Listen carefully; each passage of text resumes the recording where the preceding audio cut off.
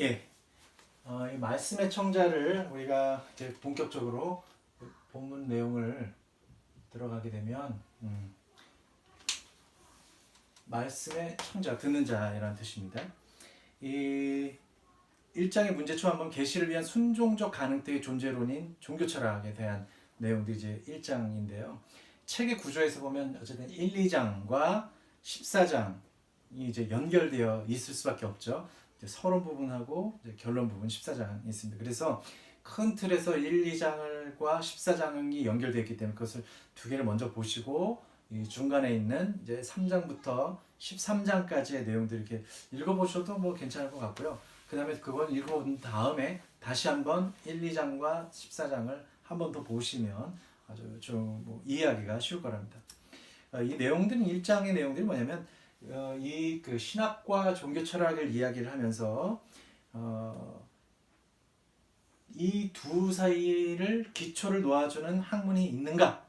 신학과 종교 철학이 관련을 맺고 있다면 기초를 놓아주는 학문이 있는가? 만약에 있다면 우리가 그 학문을 제1학문이라고 해야 되는데 그것을 보니까 거의 그 형이상학적인 질문이더라. 형이상학적인 질문이라고 본 것입니다. 그래서 이 종교 철학과 신학과의 관계를 보면 이것을 기초로 그러니까 형이상학적인 그룹인데 그것을 봤더니 결국은 인간 행위를 하는 학문이더라. 따라서 인간의 본질에 대한 물음이 아니겠느냐. 이러한 내용들이 이제 처음에 제시를 하고 있습니다. 그래서 여기서 숙고하는 첫 번째 학문에 대한 지식, 그 종교 철학이라고 부르는 것들은 종교 철학이라고 우리가 생각하는 것들이 뭐냐면 하느님은 항상 존재자와 존재자에 대한 학문의 원리로만 주어져 있을 뿐이지 인간적 학문의 대상이 결코 주어져 있지 않다라는 겁니다. 그러니까 신학과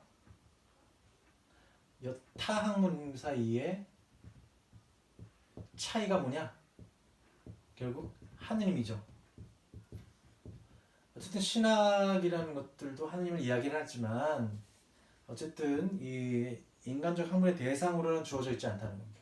오직 신학이 그것을 원리로만 주어져 있다. 이 상태에서 사실 그러면 신학과 종교 철학에는 어떤 분리가 있을 수도 있지 않겠는가?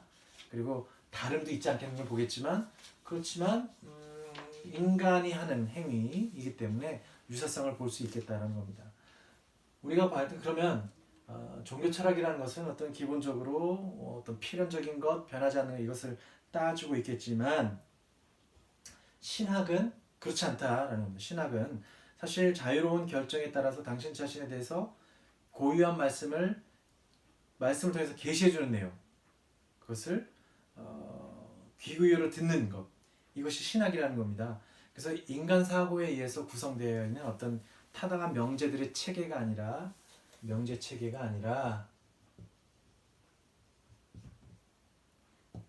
비록 인간 언어로 되어 있다 하더라도 하느님 자신이 인간을 향해 말씀하시는 하느님 언사의 총화라고 보는 것이죠. 그래서 기본적으로 자유로운 계시 말씀,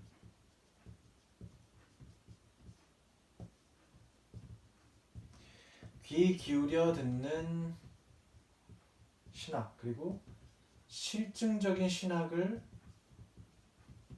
이야기를 하는 것입니다. 여기서의 신학은. 그래서 우리는 종교 철학하고 좀 관련이 없어 보이죠. 종교 철학하고 관련이 없어 보이죠.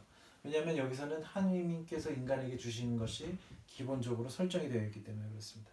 근데 종교 철학 같은 경우는 그것이 아니라 어떤 명제 체계를 출발해서 하는 것이니까 인간에서 어떤 혹시 모를 하느님이 절대전 이쪽으로 나아가는 것이죠. 반대로 그렇습니다.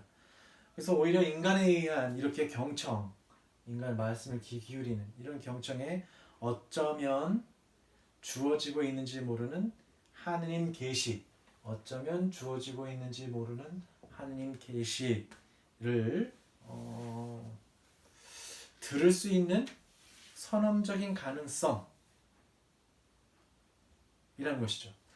이렇게 하느님께서 인간에게 계시를 주셨다면 그리고 우리가 반성을 통해서 반성이라는 이성도 갖고 있는데 보니까 이것은 명제를 갖고 하는 거거든요. 근데 이것이 없다면 먼저 주어지는 것이 하느님으로부터 주어지시는 것이 없다면 이건 후험적인 건데요. 아, 계시라는 것이 이렇게 해서 우리에게 이루어질 수 있겠구나라는 반성의 학문인 종교 철학도 없게 되는 것이죠. 그러니까 반대로 이렇게 해서 이 둘은 이제 모순적인 것일 수가 있다는 거예요. 하지만 방금처럼 이렇게 주어진 것을 갖고 주어진 것이라는 건 종교 철학은 있는 것에 대한 물음일 수도 있는 거니까요. 하나님에 대해서 인간에게 주어진 이 말씀이 먼저 후음적으로 있었기 때문에 이러한 선언적인 명제를 가지고 종교 철학이 하나님에게 갈 수 있는 가능성도 있지 않겠느냐?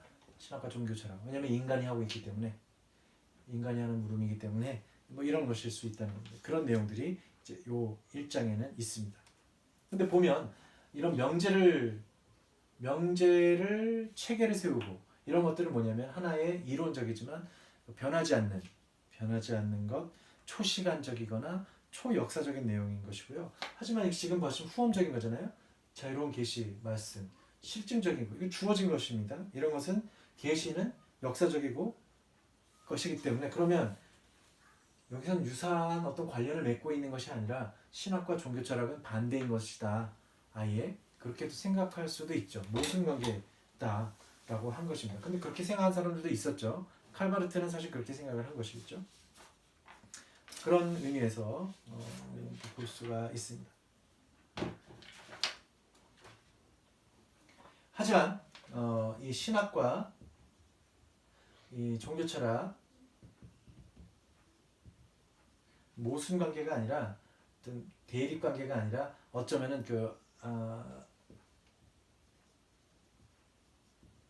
비대칭적인 구조를 갖고 있다는 것이죠. 그러니까 종교 철학의 내용을 신학이 섭렵하고 있다. 혹은 뭐 반대일 수도 있겠지만 한 그러한 관련을 맺고 있다는 거죠. 종교 철학을 신학이 포함시키고 있는 것일 수 있어요.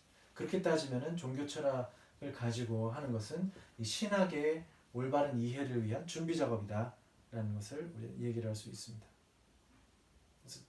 그래서 요 두 학문의 신학과 종교 철학의 그러면은 방식으로 이거 왜 그럼 이걸 어떻게 설명할 수 기초를 놓는 것을 어떻게 설명할 수 있냐면 첫 번째는 인간은 정신이라는 것.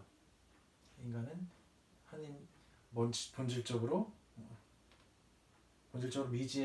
미지의 자유로우신 하나님 앞에 서 있는 정신이라는 것 이겁니다. 그 다음에 두 번째로는 인간은 정신임에도 불구하고 역사적인 존재다. 그래서 계시를 순종하는 가능한 존재, 실존적으로 그러한 존재로 우리는 볼 수 있다라는 것이 이제 두 가지 방식으로 이해하는 형이상학적인 물음인데요. 그래서 이걸 정리를 해보면 미리 정리를 합니다. 이 본론의 내용들을 미리 우리가 앞서서 이제 설명하는 건데 첫 번째 인간은 정신이다.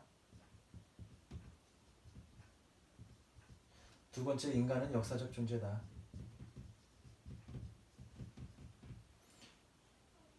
에서 이제 이 얘기를 하는 겁니다. 그래서 첫 번째 하느님의 의미는 조건이 있어요. 조건 첫 번째로는 하느님의 의미는 하느님으로부터 출발할 때 하느님에게서 출발할 때 있어야 가능하다는 것이고요. 두 번째 조건은 자신의 역사에 눈을 돌려야 된다. 이건 주어지고 있는 거예요. 하나님으로부터 주어지는 거고 자신의 역사에 눈을 돌리라는 건 뭐냐? 결국 역사적 존재이기 때문에 자기 안에서 벌어졌던 역사적인 일을 돌아보고 하면서 그게 하느님의 말씀이시구나 아니면 하느님께서 왜 침묵하셨는가 이런 것에 대한 것들을 우리가 볼 수 있다는 것이죠. 그런 것들이 요 안에 있다는 겁니다. 그래서 요 안에 있다는 것이. 그것이 이제 본문에서 계속해서 끊임없이 나오게 되는 것입니다. 그럼 2장의 문제는요.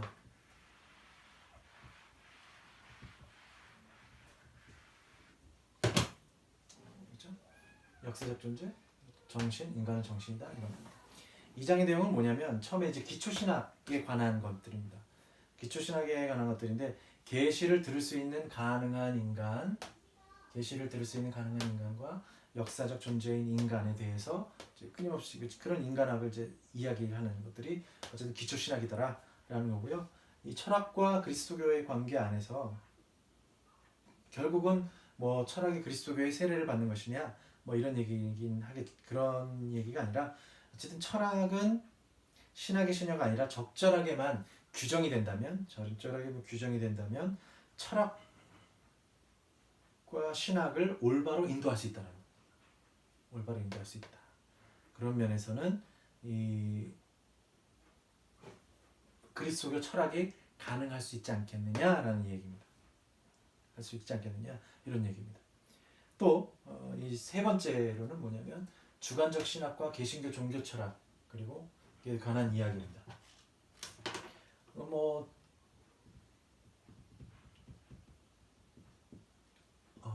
근대주의에 있었던 혹은 계몽주의에 있었던 영향들이고요. 이것은 아마 칼바르트가 이제 이야기를 했던 또 변증법적 신학이 갖고 있는 문제에 대한 것들을 볼 수 있습니다. 왜 이거 어디서 출발하게 되느냐면 이 주관적 신학과 이런 것들은 사실은 레싱의 관점에서는 고트프리드 에프라임 레싱은 뭐냐면 역사적인 것은 우연적인 것이라고 생각했기 때문에 필연적이고 객관적인 진리와 다르게 역사적인 것은 우연적인 산물이기 때문에 역사적인 우연은 이제 배제해 버리는 겁니다. 그래서 계몽주의와 자유주의가 이제 이런 것들이 이제 속하면서 야 우리는 이제 그런 것이 아니라 본질적이고 도덕적이고 윤리적인 것에 맞추거나 뭐 혹은 형이사학적인 것에 그냥 하기 위해서는 역사적인 건 버리겠다라는 의미로 이제 이야기를 합니다. 그래서 이제 그 요런 주관적 신학과 종교 철학은 대표자가 이제 슐라이어마허인데요.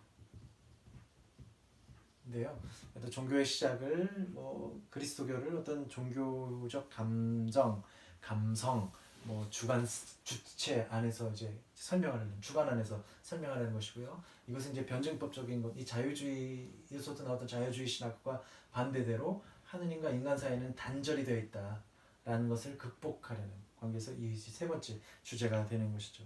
이런 것들을 알다 보면은 결국에는 말씀의 청자가 의미가 무엇인지를 드러내는 것입니다. 두 번째에서는 사실 철학과 그리스도교의 관계 안에서는 어떤 철학이 그리스도교 안에서 이제 지향이 된다라는 것이 이제 헤겔의 어쨌든 그 지향의 의미를 두고 있는 것이죠. 그래서 그것을 보게 되면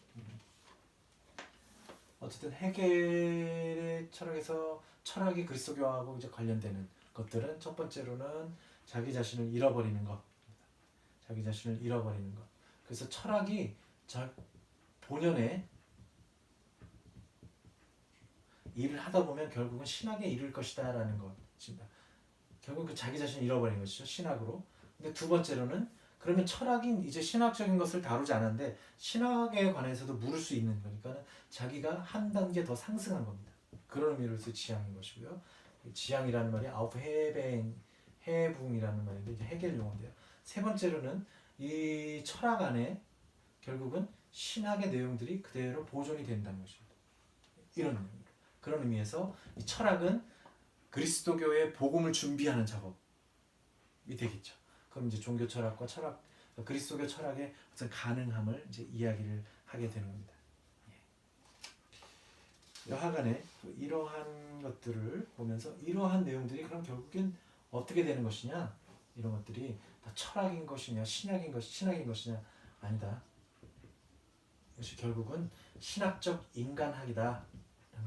그래서 라너의 입장, 인간을 정말 인간의 신비를 이해하면 이해할수록 하느님의 신비를 우리도 더 가까이 갈 수 있다라는 것이 아주 기본적인 성찰이 됩니다.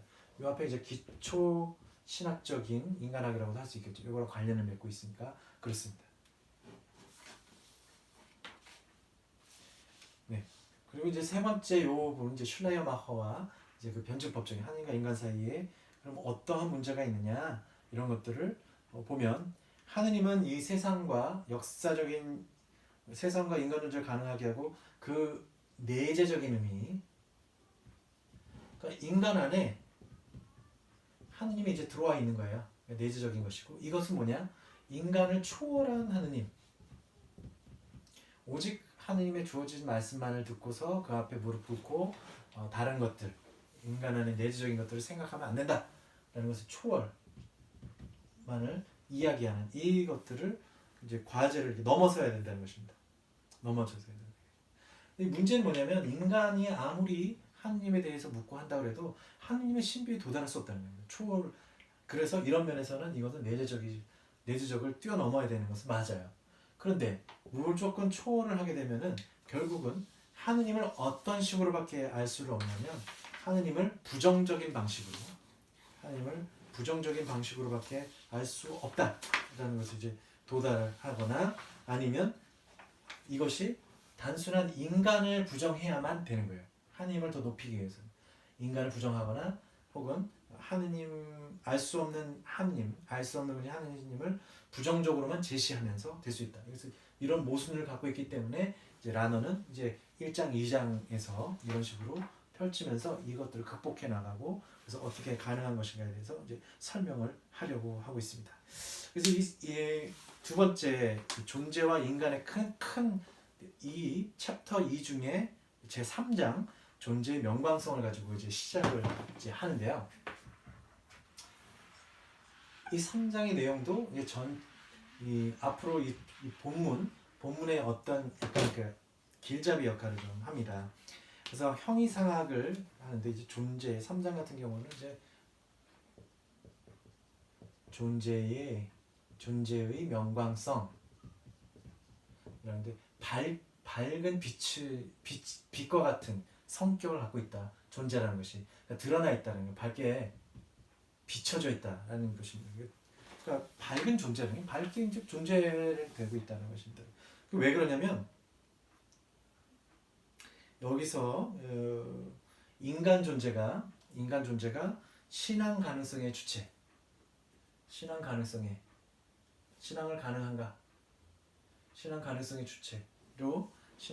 주체로 이제 될 때는 뭐 의문의 여지가 있겠지만, 어쨌든 그걸 유념하면서 보겠습니다. 형이상학, 어쨌든 존재라는 것을 이제 다루게 되는데요. 존재라는 것이 이제 독일 말로는 이제 자인이기도 하고요. 뭐 영어로 하면 being 되겠죠. being. 이게 뭐 요렇게, 히라버로는 그렇게 되고요. 라틴어로는 이제 에세가 됩니다. 에세.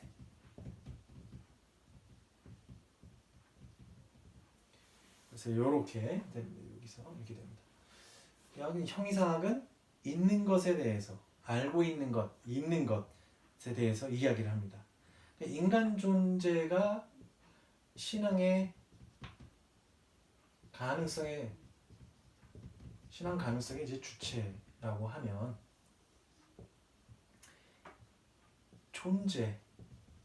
신앙 가능성의 주체라면 이것이 무엇인가에 대해서 묻게 되죠. 근데 이 물음은 결국은 존재에 대한 물음으로 통한다는 겁니다. 그것이 결국 이제 형이상학의 어떤 갖고 있는 흐름인데요. 이 안에서 물음을 형이상학적으로 제기한다는 것은 그 물음을 존재에 대한 물음으로 제기한다는 것을 의미합니다. 존재에 대한 물음. 물론 책이 좀 어렵습니다. 이제 어려운데요. 그러면 이 형이상학은 존재자로서의 존재자에 대해서 묻는 겁니다. 이것이 이제 존재론이기도 하고요. 그럼 왜 묻느냐? 그래서 인간은 결국은 이런 물음을 던지니까 인간은 형이상학을 한다라는 것이 뭐냐면, 존재자로서의 존재자에 대한 물음을 던진다라는 의미입니다. 그러니까 묻는다, 물음에는 어떤 것이 있냐면요. 첫 번째가 있느냐에 대한 물음입니다. 그럼 무엇이냐? 두 번째로는, 그러니까 예를 들면은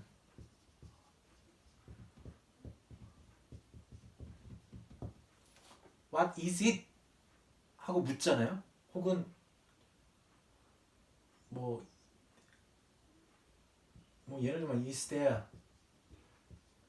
anything 뭐라든지 anybody 라고 할 때 보면 이런 경우는 있습니까? 라고 묻는 거고요. 이런 거는 무엇입니까? 그것이 무엇입니까? 근데 사실은 그것이 무엇입니까? 안에 다 있죠.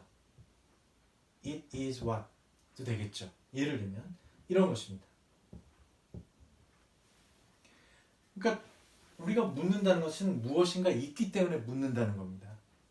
무엇이 있기 때문에 묻는다는 거예요. 그러니까 우리는 무의식적으로 무의식이란 말을 써서 좀 잘 규정해야 되는데 우리가 무엇이 있느냐라고 묻는 것은 뭘 봤기 때문에 묻는 거죠. 그게 뭐예요? 라고 하는 것들도 그럼 있다라는 것을 전제하기 때문에 무엇이냐라고 본질을 묻는 겁니다. 이것은 첫 번째는 존재에 대한 물음이고요. 혹은 뭐 존재자에 대한 물음이고요. 이것은 본질에 대한 물음입니다. 이것에서 물음을 시작을 하죠. 그래서 인간들은 기본적으로 묻게 되어 있어요. 묻게 되어 있고 이게 뭐야? 뭐 갖고 있어? 뭐 이런 걸 묻게 되는 거죠. 결국은 인간의 실존 자체가 필연적으로 존재 물음이라는 것은 현존재 안에서 이제 믿고 있다는 것이죠. 형이상학은 그런 걸 하고 있다. 그래서 언제든지 그러면 그 물음에 대한 것은 우선 존재 있느냐에 대한 것과 본질에 대한 물음을 하고 있어요. 근데 왜 묻는 겁니까? 왜 묻는 거냐? 왜 묻는 거냐면 어떤 물음에 대한 출처가 있어야 돼요. 그리고 그것이 무엇인가에 대한 목적이 있어야 돼요. 어디에서 출발해야 되죠? 이게 무엇이냐? 아니면 저게 무엇이냐? 어떤 출처가 있어야 된다는 거예요. 그 다음에 그거를 왜 묻는 거예요? 어떤 목적이 있으니까 묻는 거예요. 뭘까요? 왜 물었습니까? 그래서 인간은 늘 묻는데 우선 이미 물음 속에서는 존재한다, 무엇이 있다는 것을 깔고 들어가는 거예요. 깔고. 그래서 가다머는 무슨 얘기를 하냐면 그래서 우리가 묻는 거는 무엇인가를 알고자 묻습니다. 가다머뿐만이 아니라 기본적으로 무엇인가를 알고자 묻는 거예요. 알고자, 알려고 지식에 관련된 겁니다. 혹은 인식 뭔가를 알기 위해서 묻습니다. 목적이 그거예요. 알기 위해서 목적을 물어요. 그러면 이것도 마찬가지예요. 무엇에 대한 것을 본질에 대해서 알고자 묻는 것이죠. 그런데 물음을 만약에 이게 저것이 뭐예요? What is it? 혹은 is there? 누구 있어요? 하는데 yes. 하면 물음이 끝나죠? 그럼 더 묻습니까? 뭐라고 그래요? Who are you? 이럴 거예요. 너 누구야? 나 톰. 끝. 이걸로 끝이에요. 그런데 우리가 계속 질문을 하는 건 뭐냐면 또 질문하게 되는 건 뭐냐면 모르기 때문에 질문하는 거예요. 알면 질문합니까? 완전히 알면 질문해요? 아니죠.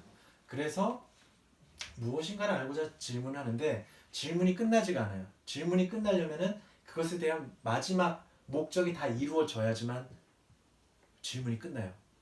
그런데 존재에 대한 물음은 끊임이 없어요. 무엇이 존재하는가? 왜 세상은 이런 거야? 라는 것이 뭐냐면 우리가 왜 그럼 질문을 하느냐면 모르기 때문에 질문하는 겁니다. 모르기 때문에. 그래서 무지의 지라고 합니다. 소크라테스가 너 자신을 알라라고 했을 때 그리고 삼파법이라는 것을 써가지고 사람들을 이제 가르쳤을 때 뭐냐면 계속 물어요. 묻는데 그것에 대해서 자기가 대답을 하죠. 근데 보니까 너가 그것에 대해 물었지만 너가 대답을 하고 있더라. 너는 그것을 모르고 있다는 너는 알고 있으면서 그걸 모르고 있었던 것일 뿐이다 라고 하는 것이 이제 소크라테스의 삼파법인데 그래서 보니까 우리가 질문을 하는 이유는 뭐냐면 뭔가를 알려고 하는 거예요. 모르니까 질문한 겁니다. 모르니까 질문한 거예요. 그럼 뭘 모르니까 질문하냐? 그러니까 우리가 모른다는 사실을 알고 있는 거예요. 그러니까 우리가 알고 있는 건 결국 뭐냐? 모른다는 사실을 알고 있는 나. 이것이 바로 질문 안에 드러나 있는 어떤 현상학적인 것이고 이 하이데거적인 의미에서 이제 실존적인 해석학적인 문제가 됩니다. 근데 문제가 되는 건 말씀드렸듯이 뭐냐면 우리는 묻지만 모르고 있다는 것을 안다라는 것을 묻고 있는 거예요. 결국은 물으면서 모르는 것을 알고 있다. 알고 있다라는 것이 중요하죠. 인식에 대한 무엇인가가 있다라는 겁니다. 그래서 결국은 인간의 그 물음 행위 속에는 근본적으로 이런 있음이라는 인식과 존재에 대한 물음을 가장 갖고 있더라. 그래서 11쪽에 보시면 이 물음은 세 가지 관점을 맨 위에 줄에 보면 존재 일반에 대해서 묻습니다. 존재 일반에 대해서 묻고요. 그래서 존재 일반이라는 것이 다양한 다수 존재자 모두를 합했다는 의미가 아니라 오히려 하나로서 그리고 적어도 유기적인 의미로 그것 자체로서 모든 존재체에 기속되는 존재라는 의미로서 묻고요. 두 번째 그것에 대해서 물어야 되고 그쵸? 모르니까 계속 물어야 됩니다. 그리고 세 번째 존재 일반에 대한 물음을 묻긴 하지만 한 존재의 존재 자체에 대해 묻는 방식으로 다시 말해 존재와 존재자를 구별하면서 물어야 된다는 겁니다. 단순히 여기서 얘기했죠. 무지의 지가 있다라는 것하고 실질적으로 내가 지금 이 펜을 가지고 있다 하고의 그 존재적인 차이가 있다는 겁니다. 그래서 존재론적인 차이가 있고 존재론적 차이가 있다는 거예요. 존재와 존재자의 차이를 알면서 물어야 된다라는 것들이 이제 쭉 있는 겁니다. 그래서 이건 무지의 지라는 것은 먼저 알려져 있지만 제대로 인식되어 있지 않은 것에 대한 문제입니다. 그래서 이것이 이제 계속해서 지금 3장에서 이어지겠지만 4장, 5장은 결국은 존재에 관련된 물음들을 계속 일반에 대한 물음이 되겠고요. 6장에서 8장까지는 존재 물음의 두 번째 관점을 다루게 됩니다. 그래서 인간 그리고 10장은 명시적으로 세 번째 관점, 그러니까 요거 존재와 존재자에 대해서 요거를 묻게 되어 있다는 겁니다. 이 형이상학적인 존재 물음,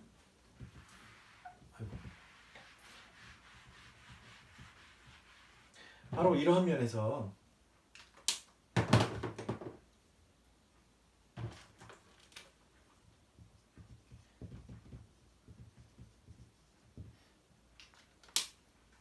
이 3장 안에서는 뭐 어떤 얘기 나오냐면 이 형이상학적 존재 물음에서 첫째로는 이제 존재 일반에 대한 물음이라고 했잖아요. 존재 일반에 대한 물음.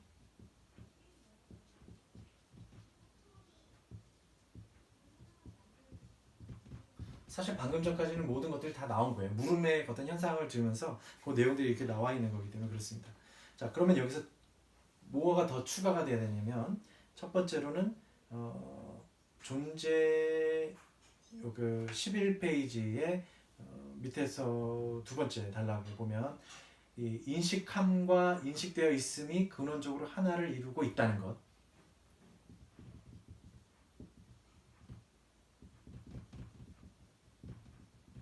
인식함과 인식은 통일되어 있다라는 겁니다. 이것이 어떻게 하냐면 존재의 자기 자신과 있음,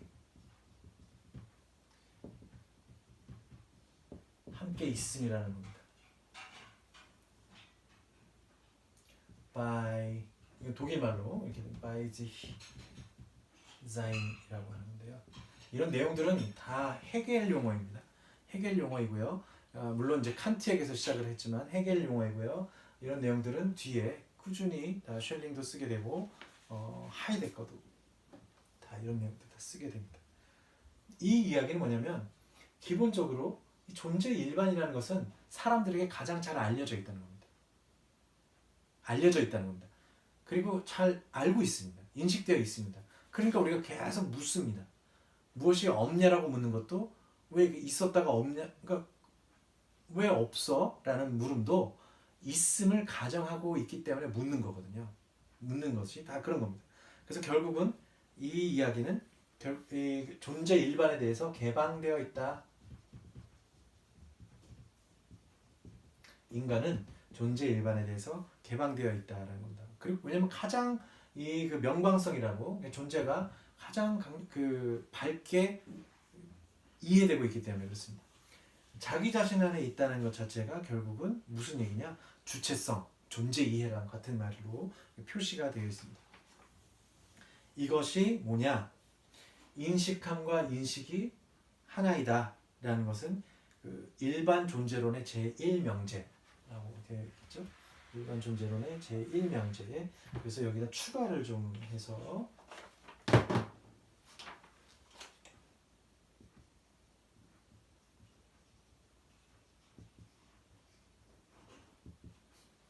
인식함과 인식과 인식된 것은 하나로 있는다는 것. 이것이 이제 일반 존재론의 1명제입니다. 그 다음에 두 번째로는 그런데 이것이 보면 밝게 드러나 있는 거잖아요. 존재 일반에 대해서 개방되어 있고 그런 것은 뭐냐면 한마디로 표현하자면 인간은 정신이다 라고 부르는 겁니다. 이것이 형이상학적 인간학의 1명제. 이것이 인간은 정신이다. 이 얘기 뭐냐면 존재 일반에 대해서 가장 잘 알려져 있기 때문에 정신적인 존재라는 것이죠. 이런 것을 이제 이야기합니다.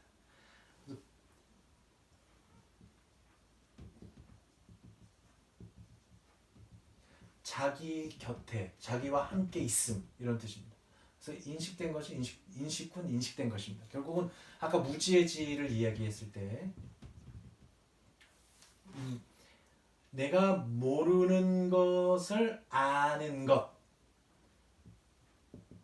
아는 나. 요 안에 인식과 인식된 것이 하나로 뭉쳐 있는 것이죠.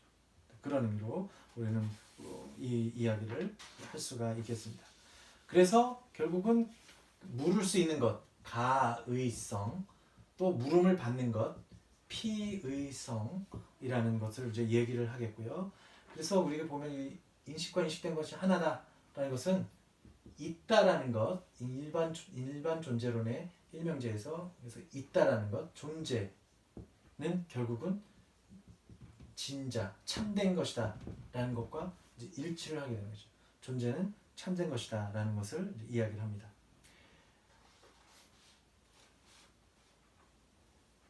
근데 여기에서 이제 뭐 여러 가지 얘기하는데요. 아까도 얘기했지만 이 존재자와 존재는 사실 좀 차이를 두고 있다. 존재 차이는 뭐냐면 이걸 존재론적 차이라고 둘 수 있습니다. 예를 들면 나는 뭐 73kg다. 저 친구는 62kg다. 이것은 존재론적 차이가 아니라 존재적 차이입니다. 그만큼의 제가 그 친구보다 더 많은 살을 갖고 있거나 뭐 뼈가 더 있다거나 이런 거죠. 이건 존재적 차이고요. 이런 것들은 아까도 얘기했듯이 내가 이걸 갖고 있다와 내가 무지의 지를 갖고 있다. 이거 있다랑은 존재론적인 차이랍니다. 갖고 있는 것에 있긴 있는데 어떻게 있는 방식이 다르다는 거예요.